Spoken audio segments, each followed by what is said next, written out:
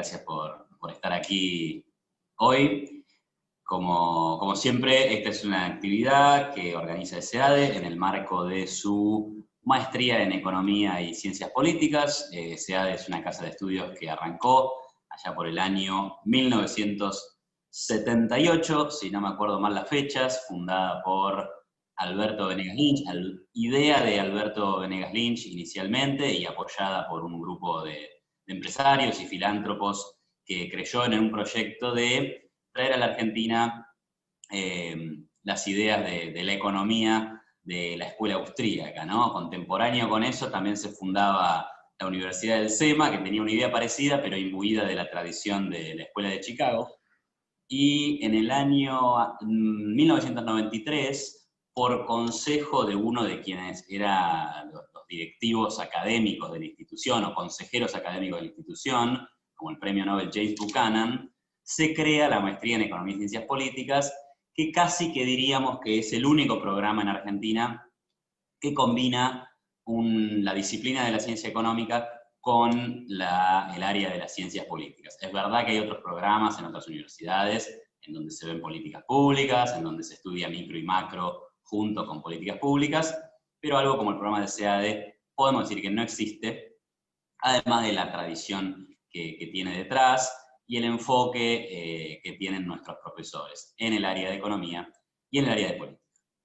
Bueno, en ese marco es que hoy le vamos a dar la bienvenida a nuestro disertante. Nuestro disertante es Jeffrey Tucker, hoy está en el estado de Massachusetts, donde trabaja como director editorial del Instituto Americano de Investigación Económica, American Institute for Economic Research, es fundador de Liberty.me, es miembro honorario distinguido del Instituto Mises de Brasil, es asesor económico de freesociety.com, investigador del Instituto Acton y autor de 5 libros, entre ellos A Beautiful Anarchy, The Market Loves You, y el que presenta hoy, o del que vamos a hablar parte de esta conversación hoy, que se llama Right Wing Collectivism, o colectivismo de derecha, la otra amenaza para la libertad. La idea de hoy es hablar al principio un poco sobre la situación de la cuarentena, su punto de vista sobre el lockdown y lo que ha pasado en Estados Unidos. Jeffrey Tucker ha estado siguiendo mucho este tema de cerca y con una posición muy clara desde el inicio en contra de las medidas de confinamiento. Y luego una segunda parte donde sí vamos a escucharlo hablar sobre por qué el colectivismo de derecha representa una amenaza y por qué escribir un libro como tal en un momento como el que vivimos. Esta charla va a ser en inglés, así que las preguntas también tratemos de que sean en inglés, o si no me dicen a mí y yo lo podría traducir. So, Jeffrey Tucker, thank you very much for being here. I have already introduced you. So, the first thing that, as I told you, we would like to know is what do you think of what's going on in the States with the pandemic, with the lockdown?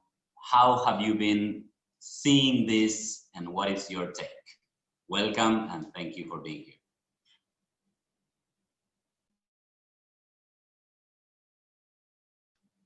You're muted, Jeffrey. You need to. There you go. Thank you. Okay. Would you like to make this an interview, or would you like me to speak a lecture, or just like, how would you like to do this? Yeah, we'll hear you. Okay. And yes. First, your view on the lockdown. We would love to hear that, and okay. then we can pass to the book. Okay, that's fine. All right, so maybe just 2 parts. All right, so on the lockdown issue, the United States is killing itself economically and overthrowing its Constitution, its Bill of Rights, and every freedom that Americans have ever taken for granted. This country is right now in a state of trauma and depression and sadness, because most people believe that something like lockdown could never happen in the land of the free and the home of the brave. It just seemed impossible. But sometime about, and by the way, I wrote about this problem of pandemics in the case of liberty on January 28th, because I saw what was happening in Wuhan, and I knew that the Centers for Disease Control in the United States had plans to lock us down and shut the schools and shut the bars and shut down mass gatherings. And I knew that these plans were on the shelf. So on January 28th, I wrote an article saying that I didn't say it would happen or even that it could happen. I said that there's some people who want it to happen, and they shouldn't. And I explained why, that a free society can function in the presence of a new virus. You need a fully functioning society so that the medical system can deal with the pandemic amidst social calm, and so that we don't make extreme, weird, strange mistakes as we have in the United States, like sending vulnerable populations to nursing homes, or banning large gatherings that could have created herd immunity. So we would have been over this thing back in April already, and so on. So I argued already on January 28th that a free society, and this has been true since at least World War I, has always dealt with new viruses or pandemics through freedom. We did it in 1948 to 51 with the polio pandemic. Nothing closed down. Everything went on as normal. 1957 and 1958 with the Asian flu, everything went on as normal. Vulnerable populations got the virus and died. Some very sad deaths. 116,000 Americans died from that, with a population only of 2 million, and so 200 million. So, and again in 1968 and 69, we had a very, very bad new virus, the Hong Kong flu, that killed more than 100,000 Americans, and we still had Woodstock and civil rights protests and concerts, and nothing was ever shut down. The schools were never closed. In other words, in the 20th century, we learned how to deal in a smart way with viruses, which is to say, we leave them for medical professionals to deal with, not politicians, not bureaucrats, and not coercive public health authorities. Something happened between the 20th and 21st century that caused us to forget everything we knew about how viruses evolved with the human experience. We have been dancing with viruses for 1 million years. That's why our immune systems are the way they are. We have the most robust immune systems of any people right now in the history of the world, because we encounter so many different kinds of people. We travel more, we have more trade, the world is more integrated than ever, and that gives us strong immune systems, and that's part of the reason that we live so long now as compared to the past ages. I mean, in the last 50 years, we've added 15 years to the average lifespan in the United States, partially because of and over the last 150 years, we've added 25 years, 30 years, and almost gotten rid of child mortality entirely partially because our immune systems are so strong because of capitalism and global trade. Immigration, we're exposed to more people. And so, and by the way, the things I'm saying to you, not everything I can say to you tonight, I knew 6 months ago, right? I think we've all learned, over the last 6 months. We've been reading, we've been following the statistics. I've become enraptured by the charts on herd immunity, learning from immunologists and epidemiologists, and become good friends with many of these people who are horrified by these lockdowns. The lockdowns are all designed on a theory. At least initially in the United States, they wanted to so-called flatten the curve to preserve hospital capacity, but that very quickly went away. Then the lockdowns were used to suppress the virus and essentially eradicate it through suppression, which nobody has ever believed since something like the Middle Ages. This is a very ancient view of viruses, and it's unscientific and utterly ridiculous. And that's exactly the view that we took in the United States, like in an instant, from about March 12th to about March 16th. I was in New York that March 12th. I had tickets for Broadway on March the 14th. So I was planning to go to Hamilton and the Book of Mormon, and then to go to a jazz club, you know, on Friday night. And New York was starting to empty out for fear, not of the virus, New Yorkers don't care, but for fear of the lockdowns. And the bar I was in was packed and everybody was drunk. I was there for a television interview and everybody was drunk at like noon. And I said to the wait, and it was packed. I said to the waitress, I said, is this normal? She said, I've never seen anything like this. It's like people were trying to experience their last little party before the lockdowns came, you know. It was really bad.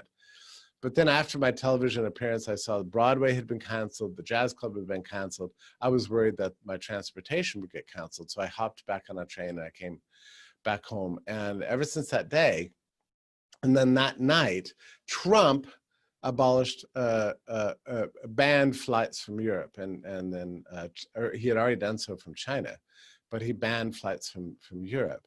So immediately despotism and the totalitarian state descended on the United States, and all the schools were closed and so on. It's been a calamity. We have lost on an annualized basis a third of our GDP in the last quarter. So we have destroyed our economy, like committed suicide like this as a country in the name of disease eradication. Meanwhile, drug overdoses are at all-time records, murders on the streets, alcoholism, suicides are going through the roof here and all around the world. In Australia, suicides are 6 times as many people are killing themselves as have died from COVID in the last 6 months. It's true. So this is what lockdowns do. They violate your human rights, rob you of human dignity, and destroy free enterprise and free commerce. We allowed the governments of the world, and this is true in Latin America and Brazil too, to decide what was essential and unessential, which is essentially a totalitarian idea. We allowed that to happen in the United States. And even today, Broadway is not open, bars are not open, baseball, you can't go to a baseball game, you can't go bowling. So we're still under lockdown, even though we say we're open, we're not, we're under lockdown still. So it's been a calamity. So let me just kind of like finish this little first part of what I'm saying with the following kind of remark, because there's really 2 different ways you can think of on how to deal with a virus, right? So you either deal with it like a free society deals with it, or you deal with it like a totalitarian society deals with it. Let me contrast Sweden as a free society, even though they're kind of socialist, but they're smart, and New Zealand, on the other hand. So Sweden basically took a laissez-faire approach. They said, look, the virus is going to come. We need to isolate the vulnerable populations. They didn't do a good job of that. That's why the death rate is higher than its neighbors. They could have improved on that. But it needs to, non-vulnerable populations need to get it. They need to, it sounds crazy, right? It's not crazy. It's what my mother taught me. It's what her mother taught her. You need to get the virus, even if it gets you sick. It turns out most COVID cases are asymptomatic, but you need to get sick and get over it so you develop immunities. And then your immune system gets robust. And then at a certain point, scientists discovered in the 1960s, you develop what's called herd immunity. So maybe it's like 50% of the population, 60% of the population develops immunities for one form or another. Maybe it's from another coronavirus, maybe it's from T-cell immunity, maybe it's from actually contracting COVID-19 and getting over it and that sort of thing. Maybe it's from SARS, as in Taiwan, apparently. A lot of the reasons why Taiwan's not experiencing any deaths is because, or very little, is because they already had immunities because SARS raced through there a few years ago. So this is how you deal with it. And then you find the problem cases and you let medical professionals deal with it, period. Nothing else needs to change. And that was basically Sweden.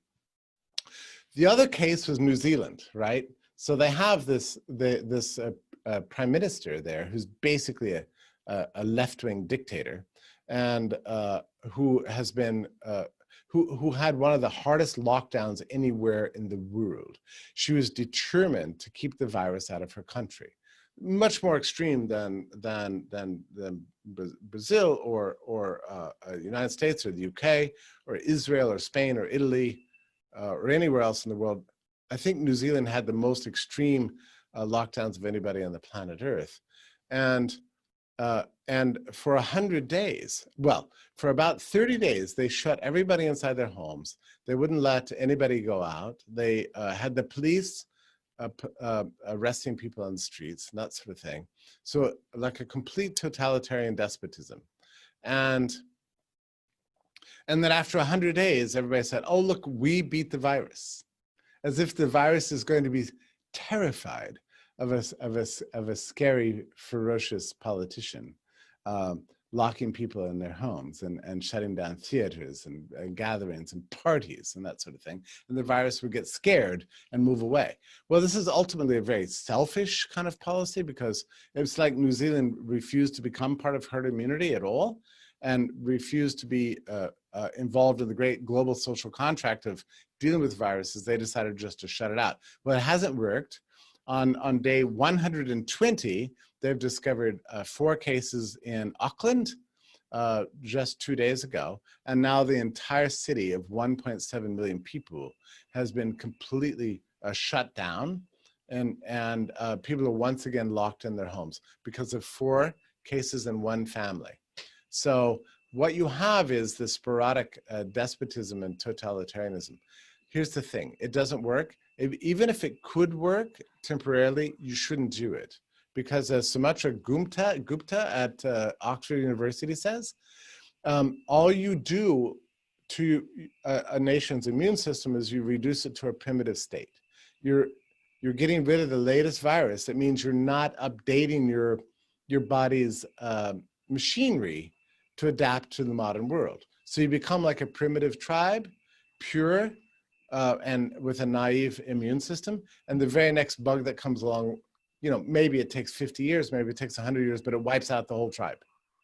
And that's what New Zealand attempted to do. It's stupid, it's primitive, it's totalitarian, it's unscientific, and it's evil. And that's New Zealand. And now we will see this unfolding over the coming weeks. You will see that this policy has not worked, and it's going to destroy that country. The 10% of that country's GDP is either directly or indirectly related to tourism. They can never again allow a tourist into New Zealand for fear that the person will be a carrier of the virus. And not all, you can't just test people and find out if they have it or not. That doesn't quite work because there are a lot of false negatives. So the virus is coming to New Zealand one way or the other, and this woman is in disgrace, as is every politician in the country, in the world, who supported lockdowns at any level. My point I've been making for 8 months in my writing is that we desperately need all over the world an anti-lockdown movement that is utterly and completely uncompromising. There's no conditions under which the state should ever violate our rights. I'm sorry, the viruses are not a good excuse for doing that, and it's not working, and it's destroyed people's lives all over the entire world. And I expect that over the coming, year or 2, certainly 5, that there's going to be a tremendous backlash against what they've done to us in every country in the world, violating our rights, locking us in our homes, destroying our entertainment, closing our churches, right? That's what happened right here in the United States. They actually shut down the churches. And I don't think once people get over the fear, they're going to realize what happened. And there's going to be a tremendous backlash. I don't know what that looks like, but I think we're going to be living with the consequences of what's happened to almost every country in the world, with the exception of just a handful. Taiwan, South Korea, a few others. Japan is a complicated case. South Korea is a very interesting case. most all of the countries in the world, I think the political class is going to be wiped out if they have free and democratic elections. They're going to be wiped out and replaced by a whole new generation of politicians who believe in freedom and the rule of law and will never let this happen ever again. By the way, in the United States, and I'll finish with this, in the United States, there were 8 states that, because Trump really pushed everybody to lock down, right? But there were 8 states that refused to lock down. They have lower rates of infection and death per million than the states that lock down. And their economies are not destroyed. So that's clearly the answer. It's the answer for every country in the world. I'll finish with that. Okay, great, Jeffrey. Very, very persuasive. I will leave the questions for the end. Okay. In this first part, because I have some very interesting listening to you. But now, yes, let's pass on to this book that you wrote, I think in 2017, titled "Right-Wing Collectivism: The Other Threat to Liberty." Why did you write that book? What are you telling to the world over there? It would be great to hear you on that also. Yeah. Okay. So I wrote the book because I wanted to discover something I did not know. My whole life, because when I was in college, I studied all about communism and socialism, and I understood that there were despotic, totalitarian theories of life that would destroy human liberty and economies. But I always assumed that they were part of the left. And I understood the lineage of socialism, you know, all the way from Plato, you know, through Marx and the modern democratic socialists, and the debate about socialism. And I had begun to think that you know, the left was the only problem. Well, you know, as I got older and began to experience a greater degree of political life, I also began to discern that there is a problem, you know, on the other side too. And it's a different kind of problem because it's a different kind of socialism. But I began to notice certain strains of a persistent habit that people would be anti-left, but not really in favor of liberty. So, so they might believe in religion, but they think that the religion should serve the nation, or they think that commercial life is okay so long as it doesn't involve other nations. Or they think that property rights are fine so long as they serve the collective good of a people. Also part of this ideology I began to notice was a kind of a racism, like a racial identitarianism. You know, like, oh, prosperity comes from only of the people of the higher races, you know, rather than the so-called lower races. And they began to like slice and dice the human population by race or religion or family structure, or you name it. All kinds of weird things are part of this. And I began to notice that this is a fundamentally anti-liberal worldview. But I didn't really understand it. And so I sat out. Well, here's what happened. I was reading Ludovic Mises on this point, and he's like, as far as I'm concerned, like, you know, one of the wisest, most brilliant political and economic philosophers of the 20th century. So he had this one remark. He was speaking in San Francisco Public Library. He said, Hegel, George Friedrich Hegel, was the origin of the... Hegel destroyed all German philosophy for 200 years, he says. And he said, the left-wing branch of Hegelianism ended up in Marxism and Marx and Soviet communism. The right-wing version of Hegelianism ended up in Hitler and the right-wing dictators around the world. And I thought, okay, that's weird. I got to figure this one out. So over the course of a year, I started reading, and I began to trace out not just a left-wing version of collectivism, but a right-wing version too. And I traced it from Hegel to Hegel's successors, to England, and to Carlyle, and Friedrich List, who learned from Hamilton in the United States about protectionism. And anyway, I just went through the whole, and then the beginning of the racial Darwinism of the late 19th century with the eugenics movement, and the progressive movement in the United States in the early part of the 20th century, which was not always left-wing, partially left-wing. And then the origin of environmentalism, right, which is basically a right-wing theory in the early 20th century, later became left-wing. And I began to notice this pattern, that there's this non-leftist collectivist ideology that has these things that are always coming back up again: protectionism, theocracy, racism, misogyny, because they all have a problem with women's rights. They think the job of women is to have babies and not, and that's it. And to be beautiful and have babies, and then otherwise just like go away. And so there was a consistent kind of theme. So I wanted to write a book that mapped out this strange penchant for non-leftist form of collectivism. And the more I read, the more I was astonished. And I realized, you know what? This is what happened in the middle part of the 20th century and the whole of Europe, right? So the communists and the leftists are screaming and getting ever more active and destroying things.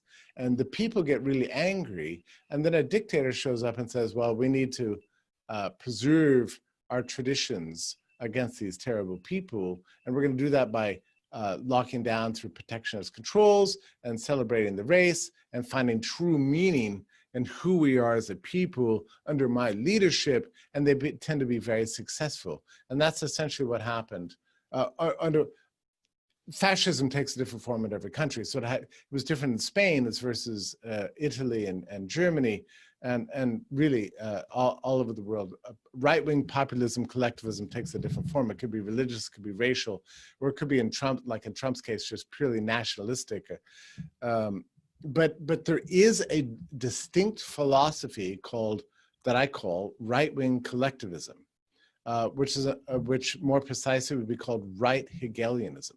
So my entire book was an attempt to map this out and help people understand it, and to avoid it. Just because in other words, I guess the purpose of my book is to say, it's good that you don't like the left, but don't allow yourself to be tempted by the right either, right? That sometimes happens to us, right? I mean, the reverse is true, right? I mean, if you decide you don't like the right, don't be tempted by the left. I mean, we need to figure out how to be genuine, thoroughgoing liberals who consistently believe in liberty for all, human dignity for all, the good of all through freedom and commerce and property rights and constitutions of the rule of law and extreme limit of government, freedom of religion, free trade, free migration. I mean, this is an idea called liberalism.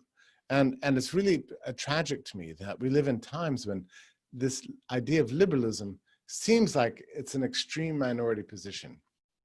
So that was the purpose of my book, and I'm so glad it's been translated, I think, yeah, into Spanish and into Portuguese, both, yeah. Thank you, Jeffrey. There's a part in your book, I think it's a subchapter called we fight to live, or we fight to feel alive. Do you remember? I think that's a very powerful message over there, because we can see it every day. There's a lot of like aggression that is channeled through politics, and it's like a lot of people, maybe they are not leftist or rightist, they just want to fight. What's your idea there? Yeah, thank you for mentioning that. This is a really important chapter. It's like a lot of my writing too. Like I bury some of my best ideas in a funny form, right? So this is basically I think a review of this movie called The Fight Club, right? But I address actually an extremely important. an extremely important topic here, which has to do with the search for meaning in life. So Carl Schmitt, the Nazi jurist and highly respected political philosopher, even now, wrote several books on attacking liberalism, particularly the ideas of Benjamin Constant, who was like the great philosopher of libertarianism or liberalism in the early 19th century. And Carl Schmitt's fundamental message is that liberalism doesn't give us meaning, that we only obtain like a life mission in some kind of big, ferocious struggle with other people, and that liberalism just simply posits that we should all just get along and get rich together, right? That's essentially liberalism's core promise. And Carl Schmitt said, that's not enough for the human personality. That does not satisfy us. We need to be involved in a dramatic struggle. We need to have friends to whom we're loyal and they are loyal to us. And we need to have enemies who we should aspire to kill, and we should aspire to see their blood flow, because without blood, eneminess cannot be truly experienced. And I know that sounds like a terrifying ideology. In fact, it's the ideology that led to the Holocaust. There's no question about it. But I think as liberals, we need to come to terms with this, that there's a lot of people in the world that are looking for meaning, and they feel like just to simply be free and to be rich is not enough meaning. And I think that's one of the reasons why we keep going through these bouts of destroying civilization, destroying our creations through statism and lockdowns and mandates and things, because we're not sufficiently satisfied with just being free and wealthy and healthy.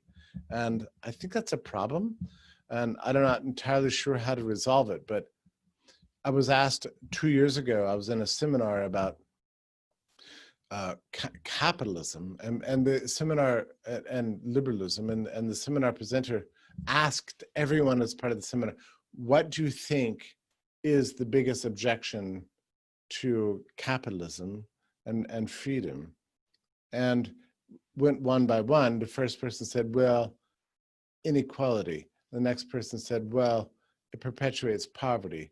And the third person said, well, it's the fear of corporate power. And another person said it's because of the sweatshops abroad. And another person said it's because it permits discrimination against minorities and women, and so on and so on. So it came to me, and my answer is the only really important objection to liberalism is that it doesn't give us meaning.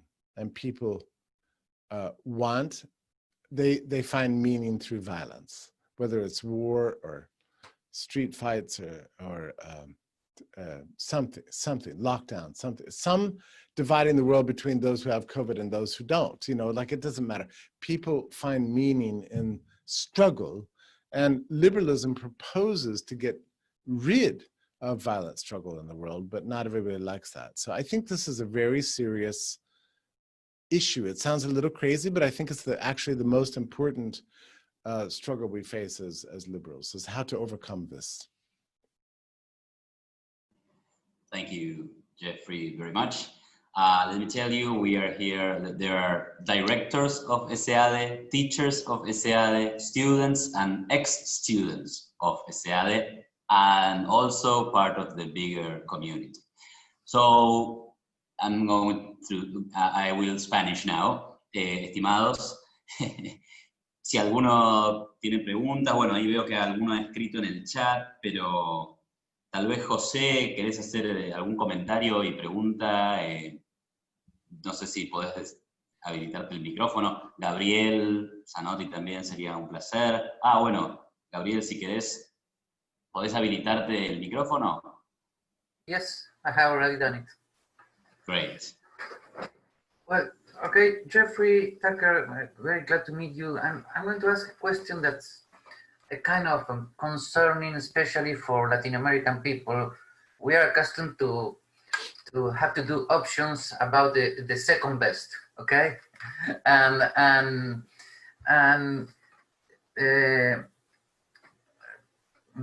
we are more or less divided in a difficult political discussion in relation to Trump, okay, to Donald Trump.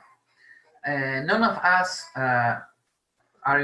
is in favor of Donald Trump as itself, as himself. But the discussion is if he could be, in a way, a second best for Joe Biden, for instance, in relation to Joe Biden. And the conceptual discussion is that is the same the conservative movement in the United States to this new kind of fascism that you have already talked about, is the same the conservative movement with all its branches with this kind of fascism? Because this question is in a very close relation to the first one. That is to say, I'm thinking that many people who is in favor of Trump as a second best are pretty much conservative than fascist. So, or perhaps you disagree with my distinction, please, sorry. But this is my concern, and I assume that this is a concern of all of us. Okay, thank you. Thank you for the question. It's the single most difficult question any Americans deal with, because if you look at a future of America, if somebody like Biden, and now I think he's picked Kamala Harris, who's a cop and a enforcer and a leftist, but it's like she's the worst combination of right and left, right? She's the VP pick. It seems catastrophic, you know, and he's controlled by a socialist. So it's a terrifying vision. And it's natural to say, well, like Trump has his problems, but at least he shares my enemies. And maybe that's my view. I don't really know. But the problem is in politics, it's impossible to do counterfactual. So let me just play with a slight counterfactual, okay? And this is why we don't really know these political answers, really. But let's say, to use the American case, Biden gets in control. Through how, I don't know, it seems unimaginable. That would build the greatest resistance to government in my lifetime in the United States. Every religious person would be angry, every libertarian, every conservative, every regular working class person, anybody in the heartland. He would only have supporters in a handful of places around them, and we could actually build a huge resistance force gradually over the 4 years, and then there's no question that his leadership would fail totally, and then we might be in a position to actually rebuild once we have this relief. And I think maybe the Republicans would stop his agenda, and his polls would be very, very low, and he could be the most unpopular president in American history. So that is also possible. Do you see what I mean? It's like, it's difficult to solve these problems. So I think what happens was we want to emotionally identify with somebody. And I think in that case, we have to emotionally, I think there's a tendency for any liberal to emotionally identify with Trump. I mean, I didn't, by the way. When he won, I practically cried. And then somebody pointed out to me, I said, I can't believe he won. This is a disaster, because I had just finished my book, Right-Wing Collectivism, or I'd been researching it. And then the person next to me said, look on the bright side, Hillary Clinton lost. And I thought, that's a great point. You know, so this is the way we have to think about things, I think. So I'm prepared, no matter what the outcome of this election is, to, like, I'm worried. I have to tell you, I'm very worried about a Trump victory. On the other hand, if Biden wins, I would be very worried about a Biden victory. So it's very difficult to know which one. But I understand the emotional sympathies with Trump. I understand that. I identify with it, and even sympathize with that. But intellectually, thinking a little bit outside, I also understand that maybe a little bit of pain under a Biden administration might be good for the country, in the sense that like the resistance movement would build and get stronger and stronger and stronger. I know that's like playing with fire in some way, but I could see it surviving either direction. So I hope my answer helps. ¿Puedo preguntar, Iván? Thank you very much. My question is, why do you think these ideas that you describe as Hegelian right comes from inside the libertarian movement? I think even that you are a minority. I think the same way you do, and I feel like a minority in the libertarian movement in relation with this idea. Why do you think it's happening? I think it's just naivety, like these people don't know. So libertarianism in the 20th century, or I should say in the last 25 years of the 20th century, mostly identified itself as an anti-left-wing movement. And these people completely forgot about what happened in the interwar period because they weren't alive. So they didn't understand it. So there's a lot of libertarians in the world who think the more anti-left you can be, the more libertarian you are. So they don't even know that there's like a pit on the other side. They just keep walking and they've fallen in it. They don't even know they're in a pit. So I think it's mostly stems from ignorance. I don't know how else to explain it. That's why I wrote my book, was basically to alert the people you call libertarians to the fact that they are headed off a cliff of statism and collectivism, and they don't even know it because they're unaware of the history. Thank you. Thank you, Jeffrey. What an interesting point. That many do believe that being the most anti-left would be the most libertarian, and maybe they fall into other categories. Here's a very interesting question that I think comes up very much in these discussions, and I will do a brief introduction to this question. Mario Vargas Llosa, who's a very well-known writer, he's a Nobel Prize winner, he's from Peru, bright intellectual, libertarian. He was asked once if he preferred the dictatorship of Pinochet in Chile rather than the dictatorship of Maduro in Venezuela. And here there is a question by Alberto Guevara, which I find very similar. He asks you, if you were to choose between right and left-wing collectivism, what would be your pick? It seems to be easier to come back from a right-wing collectivism than from the left one. Would you agree? I like the way the question is phrased. It is easier to come back from a right-wing collectivism than it is from a left-wing collectivism. And I think you can look at cases in history in which that seems to be true. Certainly Soviet communism lasted 70 years, 72 years, something like that. That's long after it had failed. It was already failed by 1920. It only lasted like a couple of years, not even that. And yet it persisted. And there's some truth to that, whereas something like Hitler was a flash in the pan, right? And came and went with vast dead, and Mussolini came and went. And that's been true in most of Latin American experience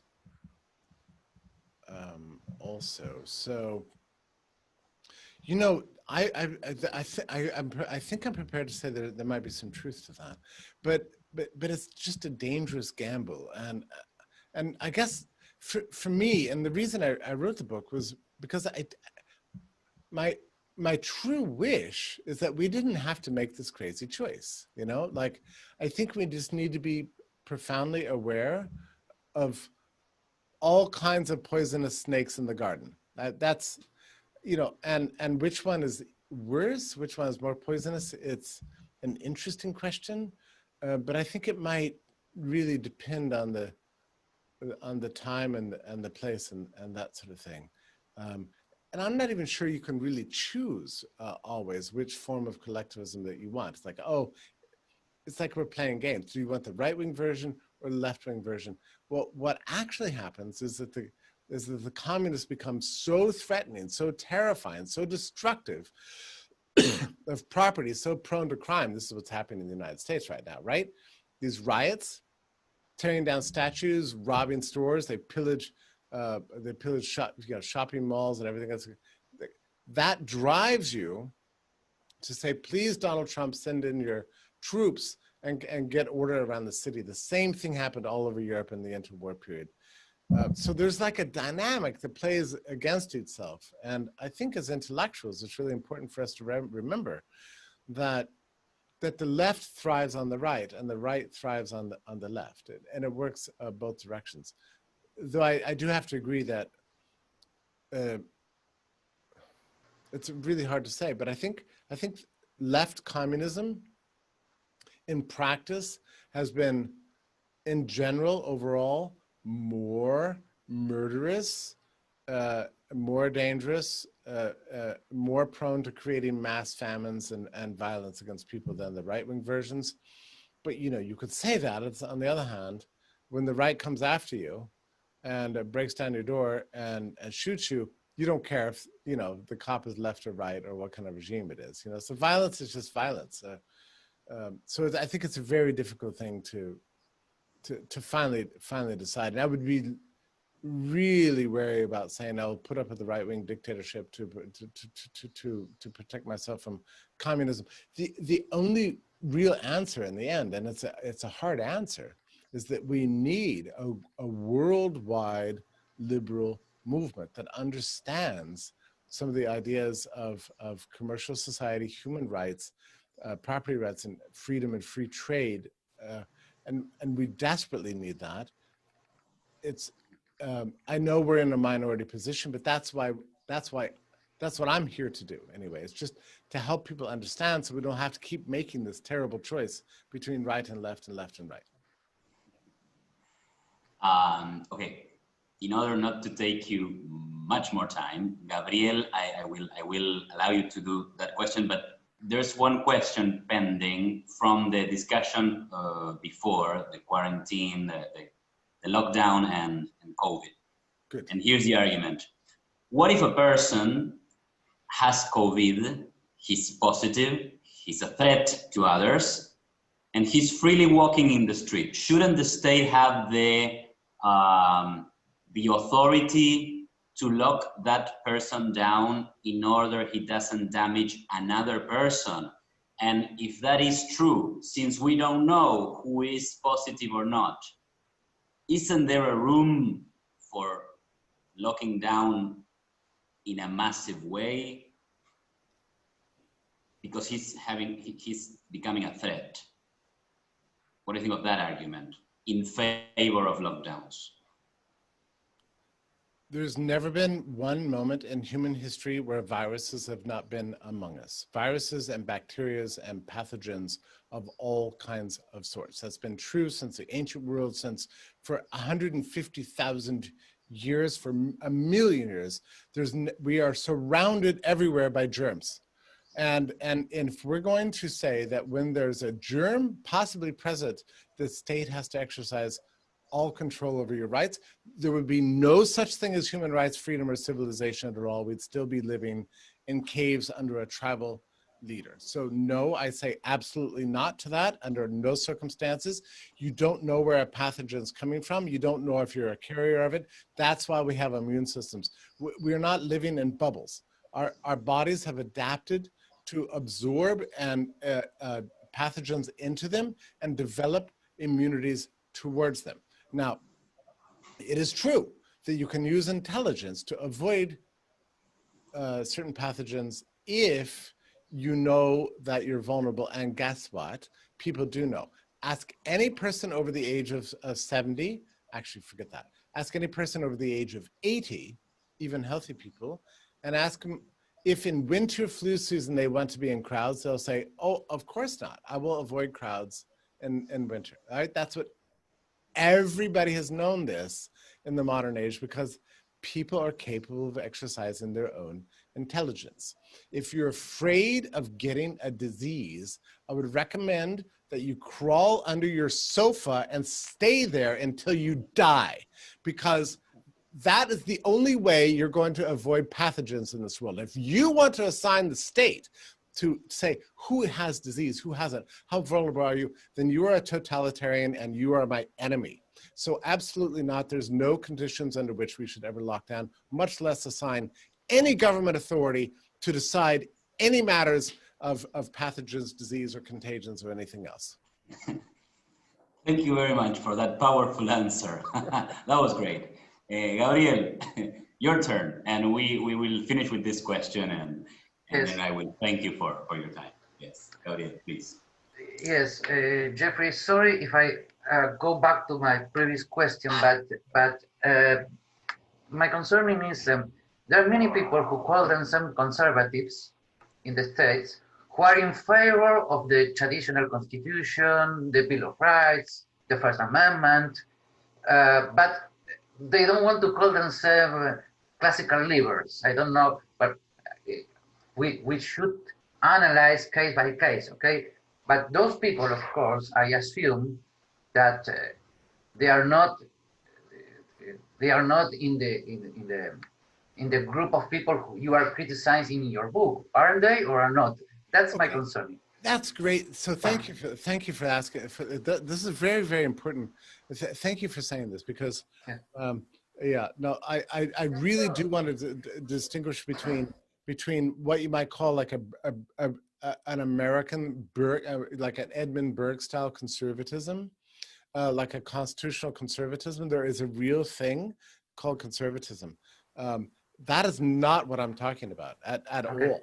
Right-wing collectivism is something else. It's not just conservatism that maybe has a certain affection for traditional values or that sort of thing. And it's like, there is a conservatism in America that is really classical liberalism. They don't call it that.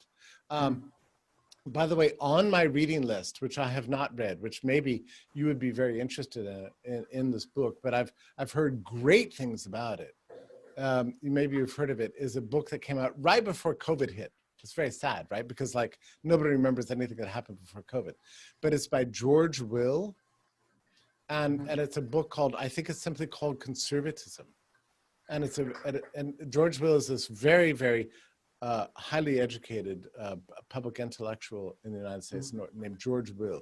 And it's a very thick book called something like a conservatism, a treatise, something like that. And I've heard people say it's the best book on American conservatism ever written. Okay.